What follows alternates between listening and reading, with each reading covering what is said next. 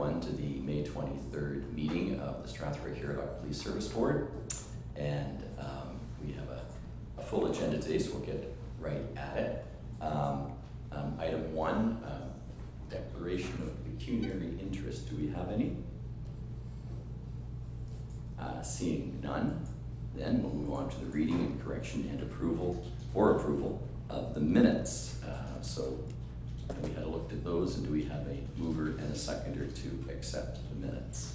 Moved by Mayor Grantham, seconded by Member Wiersma. All those in favor?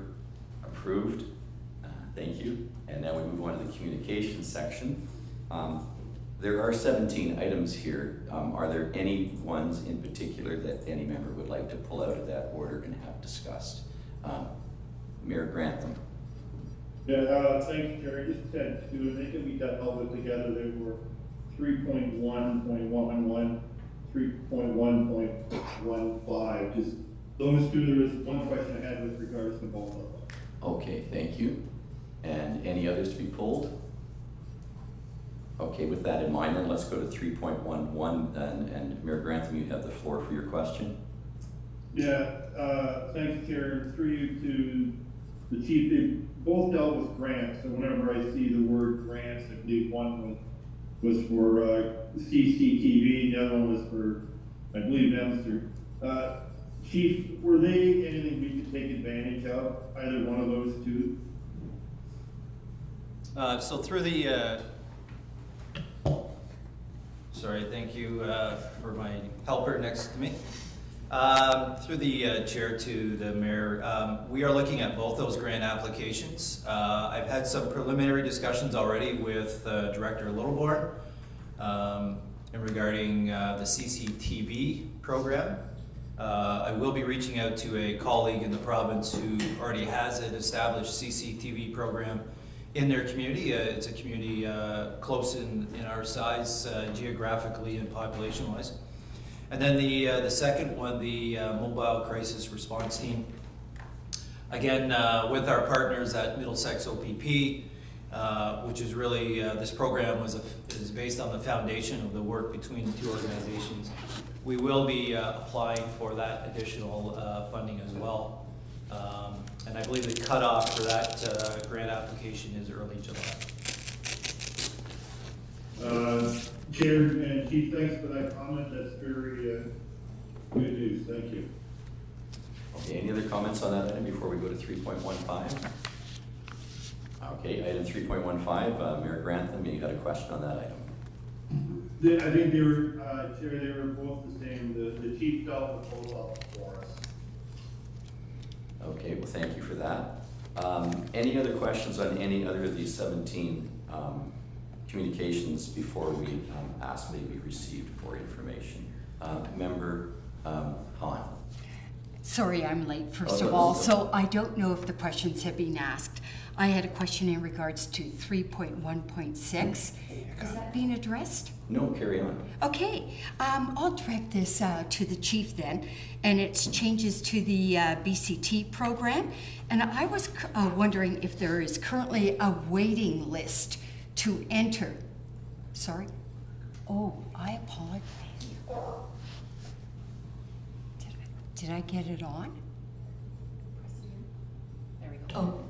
Oh, sorry about that. I have a question in regards to 3.1.6, and I'll address it to the chief in regards to the changes to the BCT program. And I was wondering if there is currently a waiting list for the BCT program.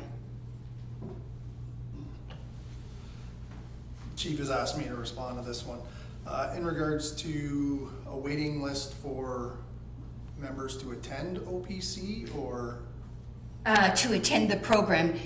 Maybe you could elaborate on it for me.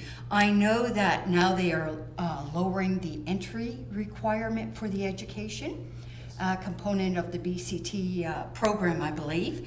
So I was wondering if there was a number of people that were already interested in attending it.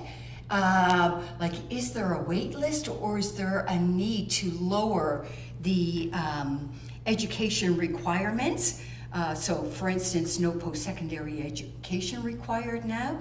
And I wondered if other provinces also have that lower standard. So it's just maybe an elaboration how that program works. Do other provinces have a lower education standard? I'm not completely sure about other provinces. Now, in Ontario, the minimum standard always was a high school diploma. There were suggestions of it changing with the new Police Services Act, and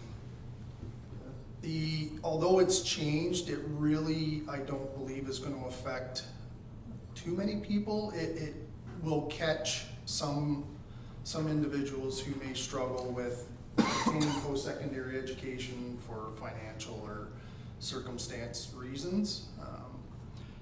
In that proposed amendment, there always was a Part B in which the Chief of Police could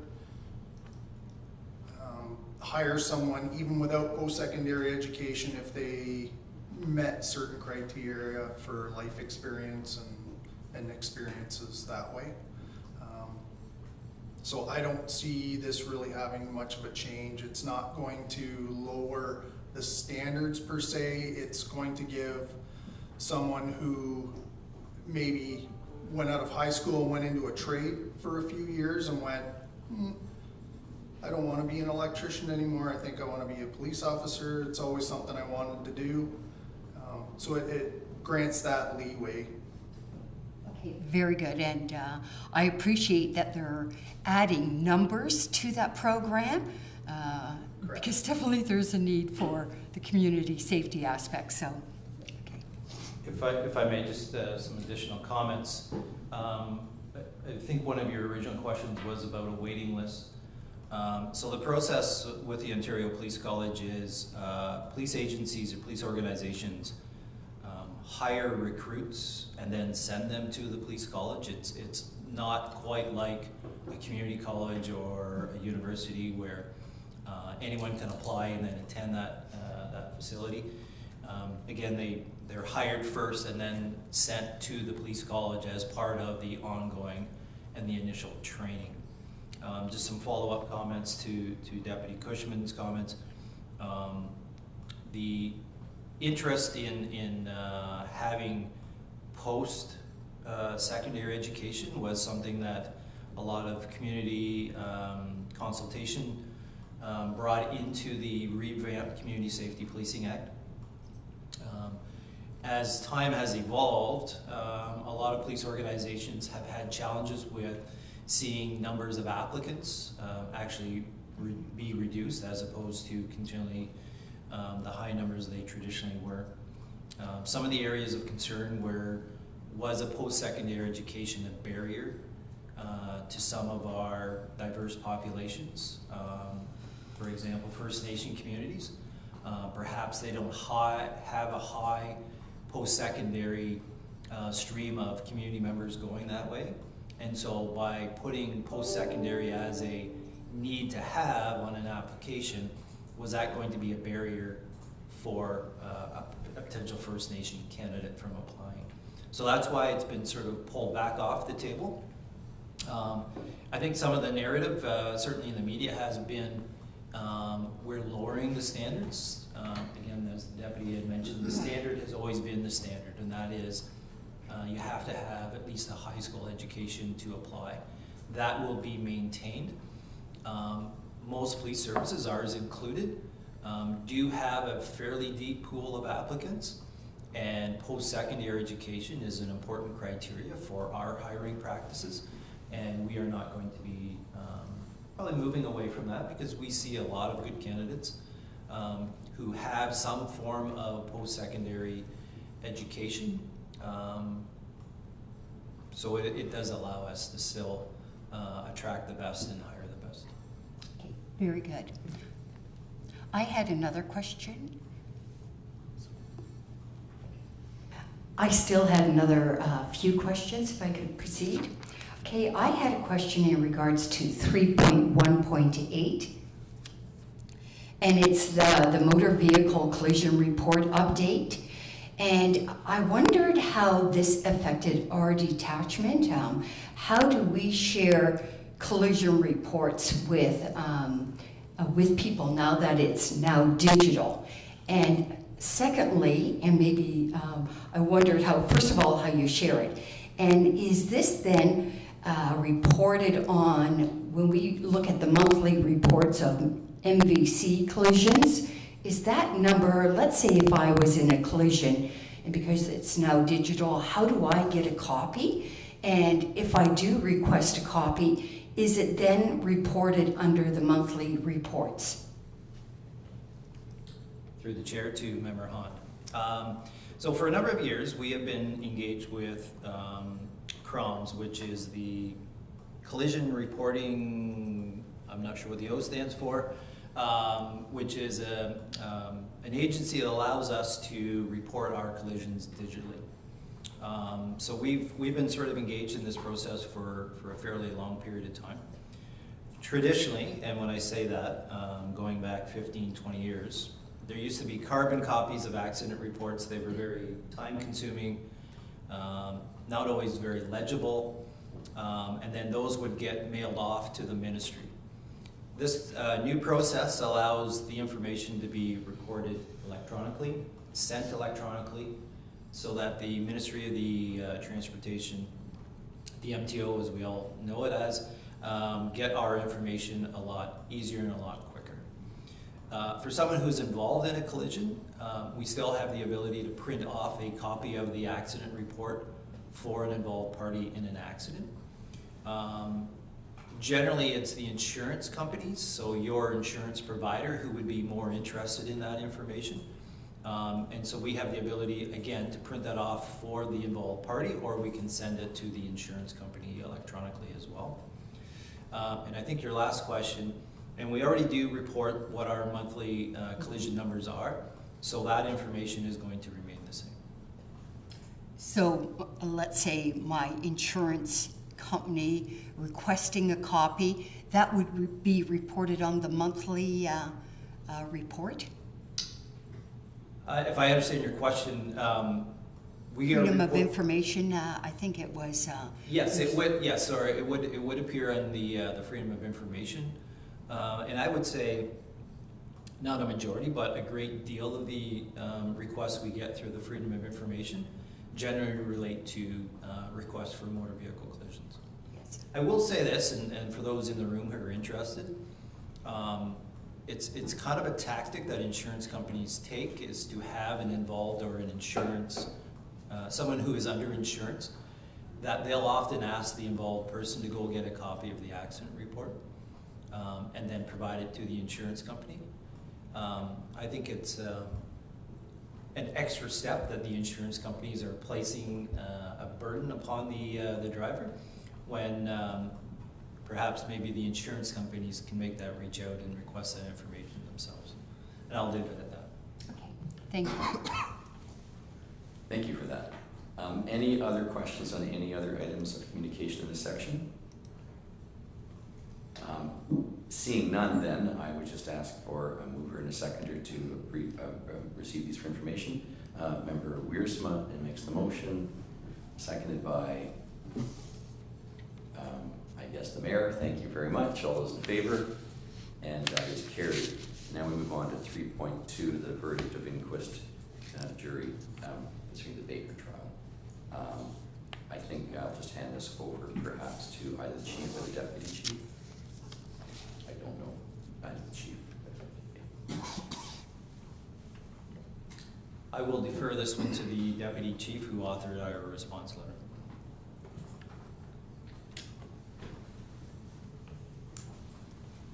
I'm just pulling up my responses. If you bear with me a second.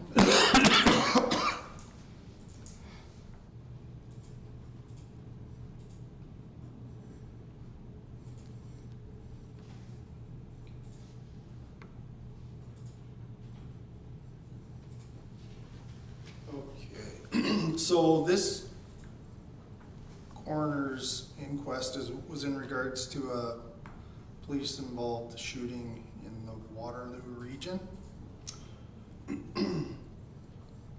There were some mental health struggles by the male party that this Mr. Baker, who the inquest was in regards to. So we were asked to reply to 3 different jury recommendations. The first one was in regards to how do we ensure that at-risk excuse me, youth are properly captured in the system.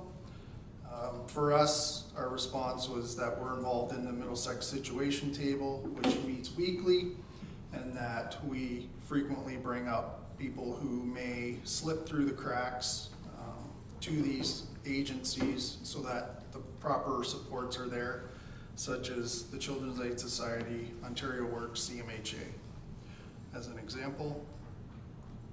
The second response was in regards to having an MCERT program. We do have that program in conjunction with Middlesex OPP and CMHA Middlesex London.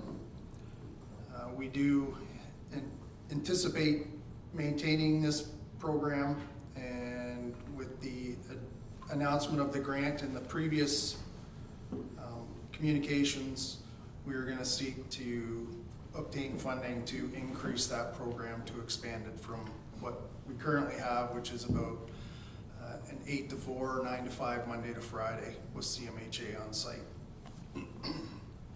The third, actually I just covered the third, and that's we did obtain grant funding to initiate the program with Middlesex OPP, and again we're going to look into obtaining further funding to expand the program.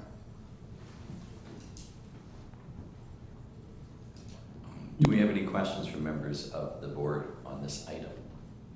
If I may, just before there's any questions, Absolutely, yes. Again, with most coroner's inquests, there will be a report such as this that goes out to all the police services in the province.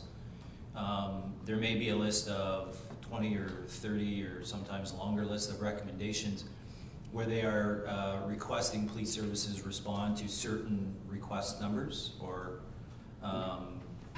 tasks. So in this particular one, there was just the 3 asks, which again the deputy has covered. And I think we are well situated to have the infrastructure in place to deal with the issues that came about in the inquest. So this is just essentially suggestions on what we can do better to help prevent tragic outcomes. That would be a correct summarization. Thank you. Do we have any questions from members of the board on this item before we proceed? Seeing none, do we just have to receive this for information? So I'll have could I move to receive this report for information? Member Hahn, Member Wiersma, all those in favor? Carried. And now we move on to the review of monthly police service reports. And I generally just hand this back over to the chief, and he leads us through them one by one. So we move to 4.1 and proceed to 4.6. Thank you. Thank you, Chair. Just a comment before we move on. I don't think I've ever seen 17 correspondences come in before, so hopefully that's a one-off. But again, there was a lot of good information in those reports. Again, I will, as I've said at previous meetings, I will try to breeze through these fairly quickly, keeping an eye out for any hands that go up for any questions. But by all means, certainly at any time, if you do have a question, just maybe just raise a voice first, as opposed to a hand, as I sometimes have my head down on the papers here. So, activity reports. So the very first one. Not a lot to go through here. I will say this is really the first month in a very long period of time where a lot of our numbers, both with occurrence numbers and even in the charge summary table, seems to have had a dip from where we've been in previous months and previous years. I am going to highlight another busy month. Criminal code charges 59 for the month of April, 178 so far to date. Our total charge is 811 at the end of the first 4 months Again, a little bit lower than where we were in 2022, and I expect that we will see a rebound in some of those numbers. Just moving over to the Criminal Investigation Division, there are at least 5 different bullet points. Some pretty serious incidents that were investigated. I'm just going to highlight the second bullet point. This was a robbery that occurred back on April 11th. We were pretty active in putting some information out on our social media channels. And that investigation is ongoing as we continue to look for the suspects and again continue to seek the assistance of the public, and particularly through the Crime Stoppers program. Bullet point number 4, another robbery. Again, this one we were pretty active in making sure that we put some information out on our social media. We were able to arrest and charge 2 young persons. Bit of a twist to this one in that there was a bit of a setup involved by one of the young males in relation to setting up the robbery. That all came out through the investigative process. And then, of course, the bottom bullet point talks about some of the activities with our street crime unit, which is, as I like to describe it, a very proactive approach to dealing with a lot of the both social disorder, but also the activities regarding property crimes and drug crimes. And you'll see that there is a highlight there that our member is working very actively with both St. Thomas and the Lambton County OPP street crime units in furthering those cases. The Mayor? Okay. Yes, yeah, I see the mayor has his hand up. Yeah, thanks, Chair. And Chief, this is where I'll jump in on the street crime unit, just based on what comment in there. And I had let you know that I'm going to ask about activity in Mount Bridges over the last on the weekend, specifically with vandalism at Lions Park and Mount Bridges. And this will go back to my concern overall about patrols in Ward 2 in Mount Bridges and in the rural areas. I do know in the bullet there's a comment about patrols in areas that need further patrolling. So I'm going to turn it over to you. Just a direct question. What can we do to increase activity in Ward 2, specifically in Mount Bridges? Mount Bridges is growing, and I have had concerns from citizens both on social media but privately about patrols in that area. So through the chair to the Mayor.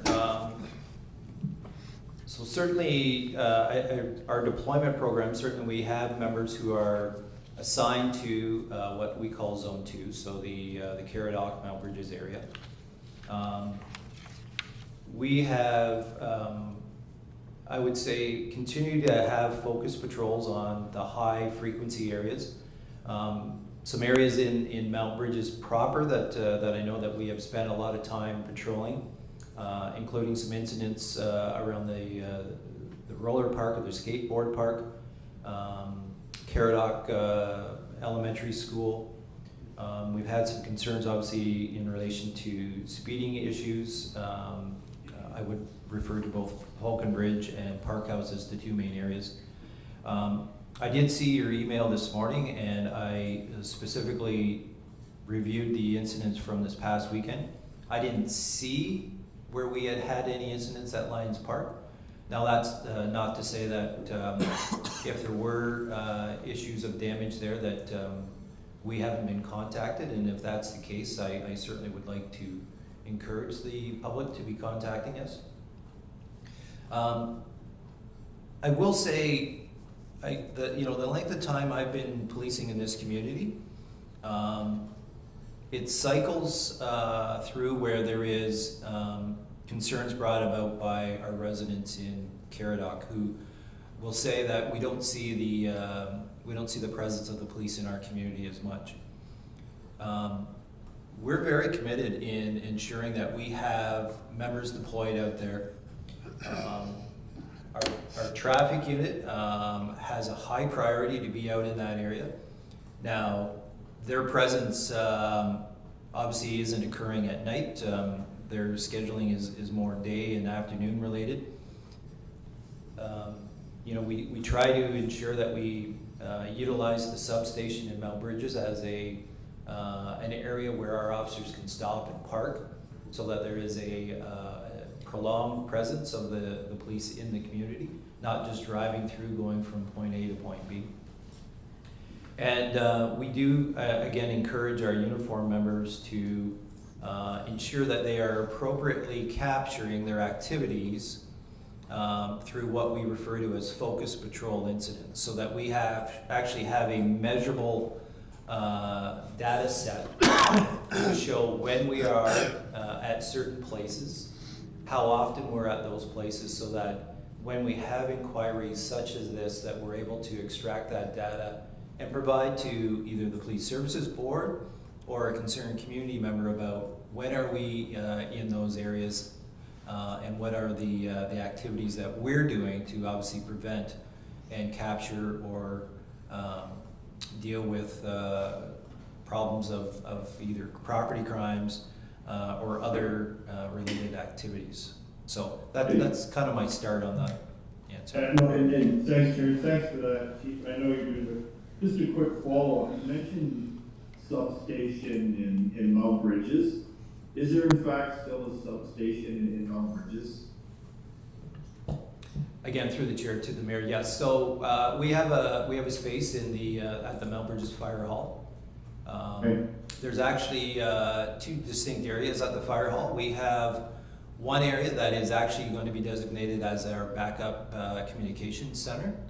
And then we have a smaller work area where our uniform members are able to, for lack of better terms, plug in and access technology to do their work remotely, as opposed to coming all the way back to the police station back in Strathroy. Okay, and my Chair, this is my last comment.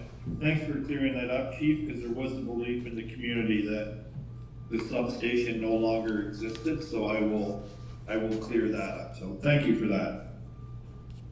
Thank you. And Member Wiersma has a question. Through the chair to Mark.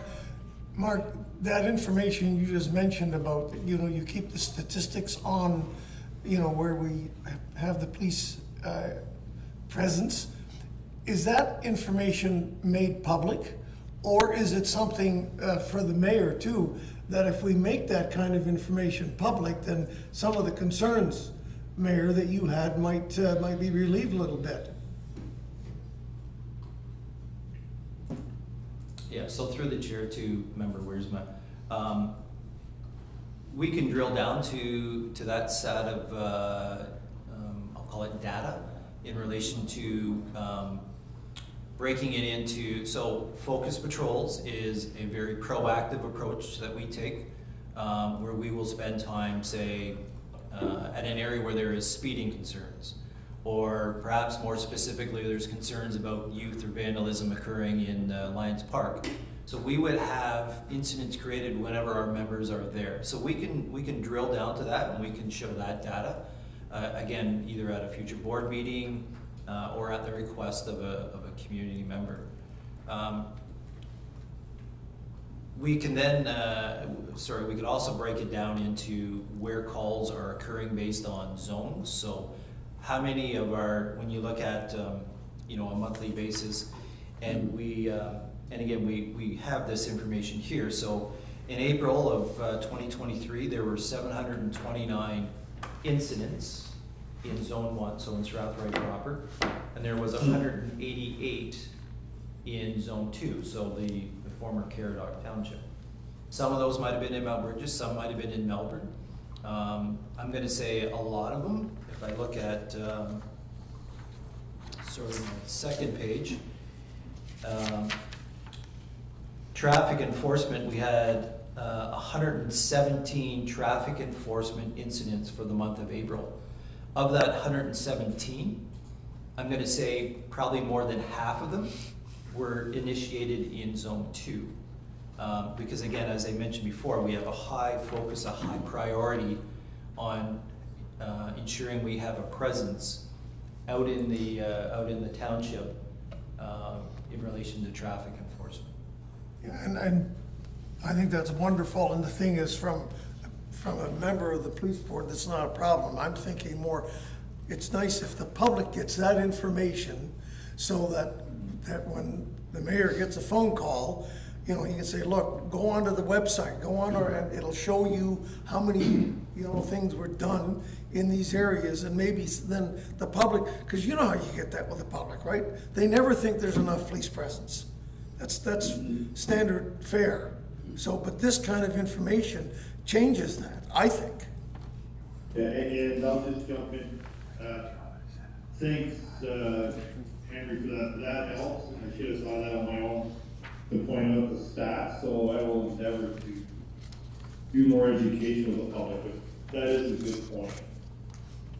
Yeah, all good comments, and anything that can be done statistically to demonstrate the allocation of forces throughout Zone 1 and Zone 2, and how that relates to the number of incidents that are reported and the needs of people to have things, a presence in the downtown core of Mount Bridges versus the rural area certainly would be appreciated. And I think that's something that we could look forward to at a future meeting when something like that can be put together in a package that would answer many of those questions in the public for people, some people who will say, I never see any police here, why aren't there any police here? If we can certainly demonstrate that is where the forces are, that would be helpful in answering those people. So maybe we'll ask the chief to look into that. There's no hard timeline on this, just something that would come out you know, in the next few days that would help us answer those inquiries.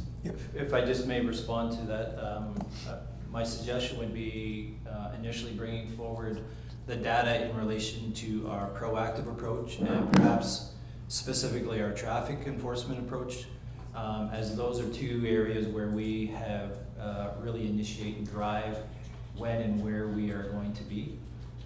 The reactive, you know, a call about a, you know, mischief to something or a theft of something, those generally are you know, where we are just going to go straight in, deal with the issue, and then continue on our patrols. Whereas I think the proactive incident focused patrol occurrences, traffic enforcement, show when and how often we are actively engaged in those areas.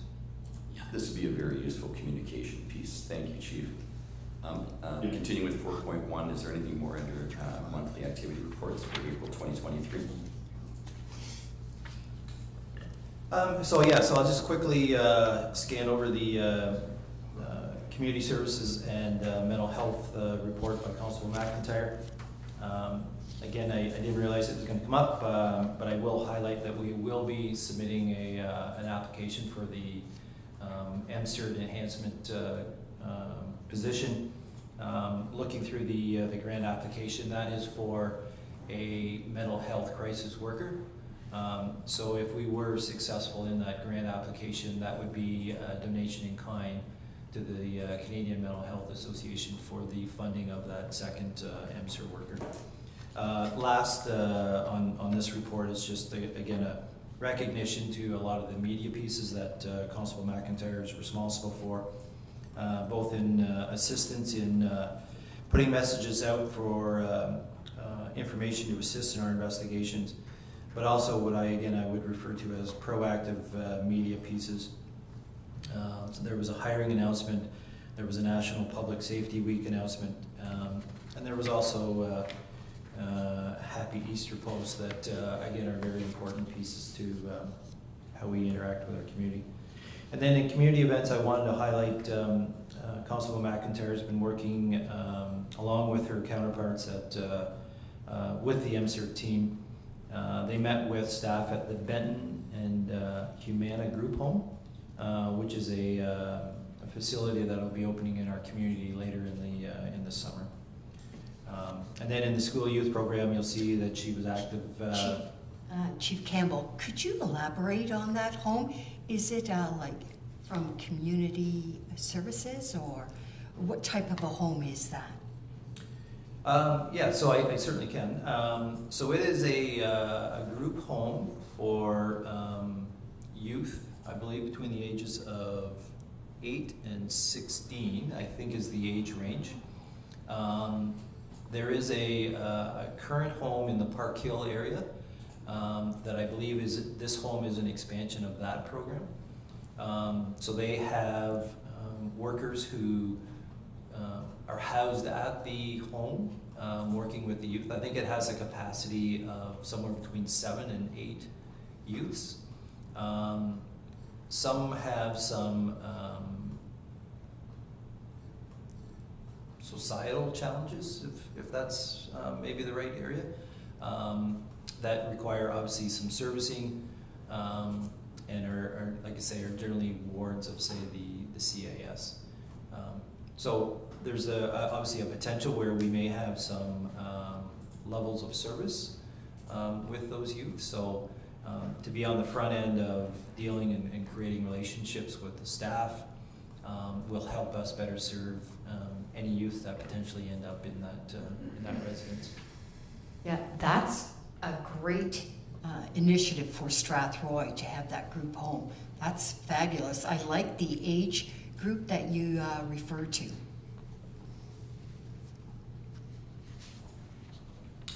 Okay, just moving along. On the overtime report, again, no concerns identified in there. Lost hours in training, a bit of a dip in use of sick hours for the month of April. Mandatory training, you'll see obviously a list of 5 or 6 training opportunities. I just want to highlight the very bottom one there. 6 of our uniform members attended some immediate rapid deployment. That was hosted by the London Police Service and made available to our members. Again, speaking in acronyms, IRD is the acronym. This would be really, in its most simplest terms, a reference to a response to an active shooter, say at a school.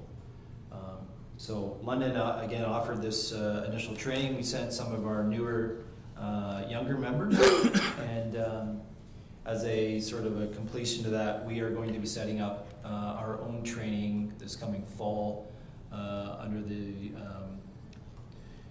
tutelage of Sergeant Thus, who will be setting up something that is more specific to our community, and we hope to work in partnership with our partners at the Thames Valley School Board to access a facility after hours so that we can have some walkthrough exercises at the local school. Just moving on to cumulative time owing, nothing, no comments to make in relation to that. Use of force, you'll see just one use of force for the month, and again the freedom of information pieces. So again, I'll leave it at that unless there's any additional questions from the board. Any questions from the board on those items? I think that's items 4.1 through 4.5. Nope. Seeing none, then I guess maybe I'd ask for a motion to receive those for information. Councillor, Member Wiersma and Mayor Grantham, all those in favor? Carried. And now that takes us to 4.6, a budget update, police service, profit and loss, end of PP8. Thank you. And again, my quick summary of this is that, again, I have no concerns regarding any of the different budget areas. I will point out at 30% of the year expired, we are still a percentage point underneath, with the total operating expenses only in at 29%. So as the board will know, we do try to keep a very, very tight lid on our expenses. Certainly when we get to a point where the revenue and the expenses are getting close to each other. So we don't like to be having more expenses than what the money is coming in. I'll defer to the acting CAO / financial director to be my sponsor on this. So, any questions on 4.6 for the chief? Seeing none, can we have a motion to accept this for information? Member Wiersma and Member Hahn, all those in favor? Thank you, that's carried. Move on to number 5, items from Chief Campbell. The hiring update, 5.1. Again, thank you. So you'll see on the report here, I've referenced Constable Ann McPherson.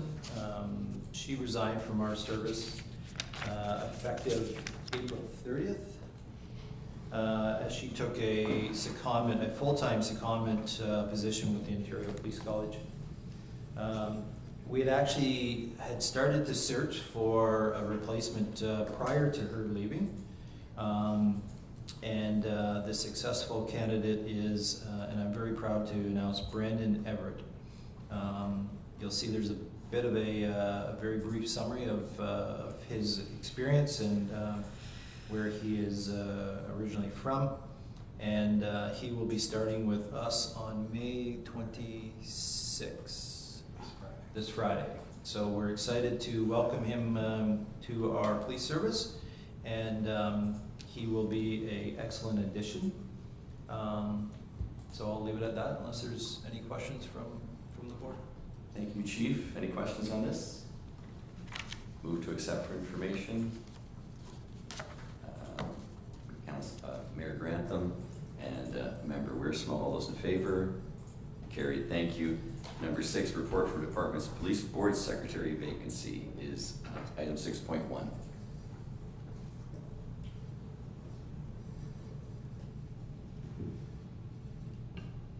Thank you, Chair, and it's always a pleasure to attend these very esteemed meetings. On behalf of staff here at the municipality, we really appreciate our partnership that we have with such a great community of first responders. So before you tonight, this morning is a report on the vacancy for the board secretary. And through discussion in the legal and legislative department, we have come to the conclusion that it's probably best just to keep that position with the clerk, the municipal clerk, to be appointed as the police secretary board, seeing that they have all the credentialing required to do that job, and it then allows staff to stay in contact with what's needed to be completed here, and I think there's a great working relationship. So as the report outlines, we were just looking for the board's approval to appoint the municipal clerk to that position of the board secretary. If there's any questions, I'm more than happy to answer those. Thank you, Acting CAO Dakin. Any questions on that item? 6.1. Sounds good to me. Seeing none, are we looking for a motion to approve here? I'm just looking here with the recommendation. Yes, we are. Recommendation that the police services appoint the municipal clerk to the position of police services board secretary. Do I have a mover? Member Hahn, seconder. Member Wiersma, all those in favor? Approved, and that motion is carried. Thank you. Moving along now to 7, inquiries or comments by members. I'll start with the mayor, seeing as he's remote. I've got him in front of me. Do you have any inquiries or comments, Mr. Mayor? No, well, just a couple of notices and just a general comments. I've been here 6 months, just educating myself. I find the police board fascinating. So to that, to let you know, I'm going to attend a couple of things. This Friday in the morning, I'm going to attend the Zone 6 general meeting of the Ontario Association of Police Services Board. And then next week, Member Hall and I will be attending the annual general meeting of Ontario Association of Police Service Boards in Niagara Falls. Thank you for that. Member Wiersma, any comments today? No. Member Hahn, any comments? Yes, I have a few. Oops. Yes, I have a few. You may recall that I wasn't at the meeting last month, and I just wanted to let everyone know I was summoned to be on jury duty, and I did not really know the process, but you go in the Monday, and the Tuesday was our board meeting, and as soon as you're selected, you're actually part of a jury that afternoon already. So I had no idea how the selection would go, but I was a successful person. But it was a terrific learning experience. So I'm going to just make a comment that if any of us should be asked to be on jury duty as a Canadian citizen, I think it's a really important task responsibility as being a Canadian citizen, but it was also a real privilege. So I just wanted to bring that forward. The information, I mean, we go over here and the police may charge people, but to see the next process of how that works through a jury process is really amazing. So I know police officers obviously can't be on jury duties, but anyone else that's here, please welcome that opportunity. I have a second comment, and it's more just a note that I was pleased the end of April that the Ontario government invested in the providing second chances to people with prior criminal records to find meaningful jobs. And I thought that was a really great initiative to work with and provide people that may have a criminal record. Previously, it may have been years ago, that they have that opportunity to now work with the community college. I know Fanshawe's working on that program. So to have that second chance for employment, whether it's in the trades or a manufacturing company, I think it's just very great. And I was pleased to hear that announcement. Another thing that I'm kind of keeping track of, and I'm sure everyone else in this room is too, is how Ottawa, the federal government, unveiled the new bail reform a week ago, Bill C-48, and it's targeting serious repeat offenders. And I know it's only first reading, but I think that's a pretty important process for the federal government to ensure that Canadians, whether you're in your community or traveling, that you feel safe. And I really like that process of what they called a reverse onus. I thought that was a pretty good process to maybe initiate. So I'm going to see what some of the comments come forward from that, and I'm sure we'll talk about it later at a meeting once it's brought forward too. Thank you. Thank you, Member Hunt. I've been called for jury duty twice, and I've been rejected twice, so I don't know what's wrong with me, but they don't put me on juries, at least so far. I would also like to acknowledge some really great cooperation on the weekend between our CAO, our acting CAO, and our rec departments and road departments and our local police force for working together effectively to deal with the threat of an unsanctioned event. And I saw there was a very rapid response, and as it turns out, nothing happened, or maybe it didn't happen because of our rapid response, but it was great to see cooperation between the Strathroy-Caradoc Police Service and our municipal team. So that was just a really nice. So thank you to the Chief, and thank you to all directors involved. I don't know if the Chief wants to comment. I do, actually. I have some just some further follow-up comments to Member Hahn's comments as well. I'll maybe start with the response that occurred on for Saturday, I believe it was.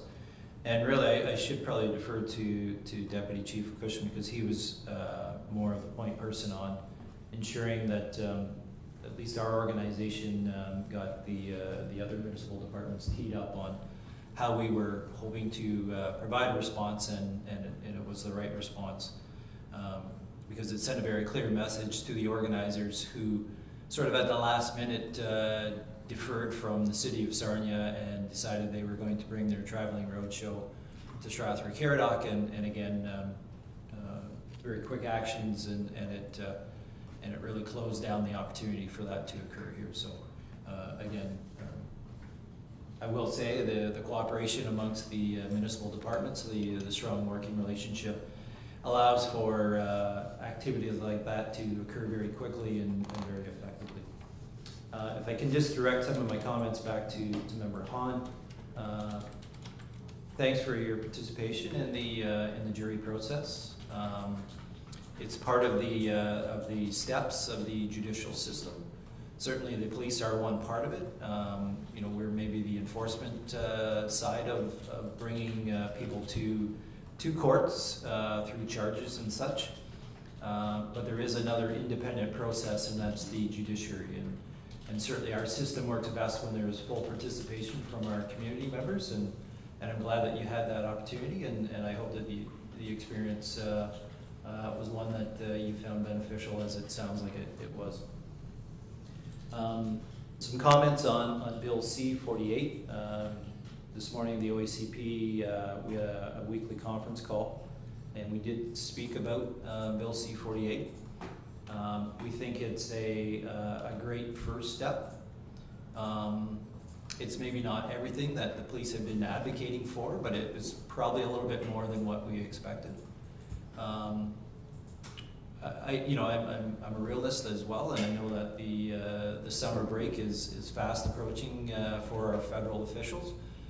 So I guess we're hopeful that first reading will lead to second reading, which will lead us hopefully to seeing this be passed into law. Some of the highlights for Ontario police leaders, obviously with Bill C-48, we'd certainly like to see the reverse onus for all repeat violent offenders, not just ones where there's the use of a firearm. We'd certainly like to see the expanding of the reverse onus provisions for intimate partner violence as well, not just those incidents where it's a weapon being used. And certainly, these bail hearings for designated serious firearm offenses, also being heard by a provincial court judge, so that there is some consistency in the bail review process. So, as I say, a great first step, and we'd like to see the momentum carry on. A couple of other just very quick side comments. A week ago Thursday, we hosted our annual Four Counties Traffic Day. That's where we have members of police services from, and I have to use my fingers to count here, Woodstock, London, St. Thomas, Elmer, and Stratford. Provide resources, people to come in and conduct a one-day traffic blitz. Another very successful day. I think there was close to 50 tickets written throughout the municipality.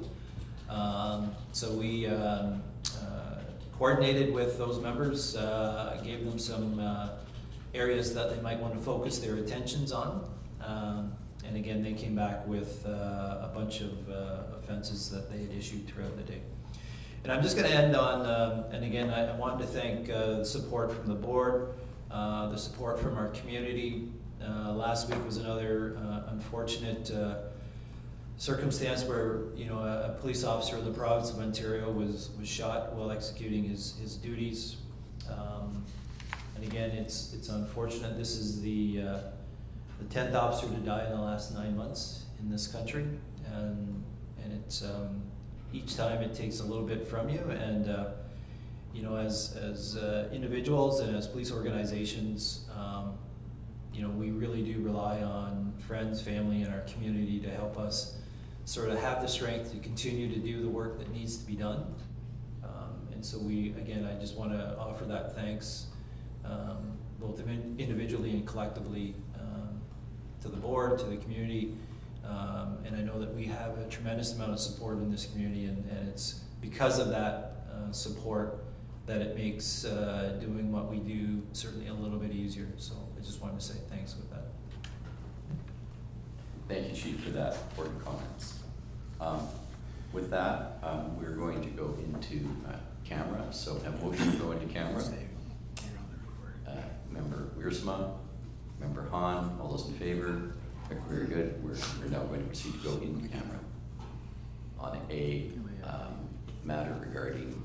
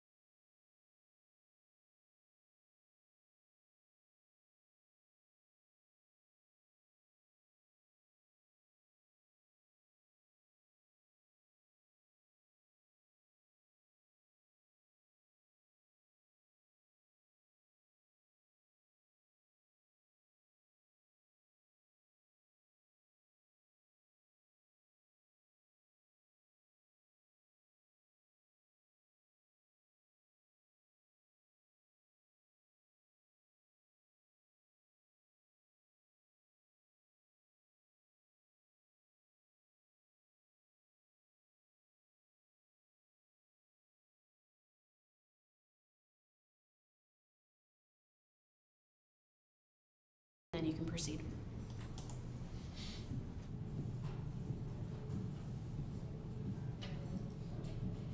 And thank you. We're back from an in-camera session in which we dealt with a labor item. And with that said, we'll go to the schedule of meetings. We have meetings Tuesday, June 20th, 2023 at 10 a.m., Tuesday, July 18th, 2023 at 10 a.m., and Tuesday, August 15th, 2023 at 10 a.m. And with that, we have a motion for adjournment. Member Wiersma. Just a quick quick comment.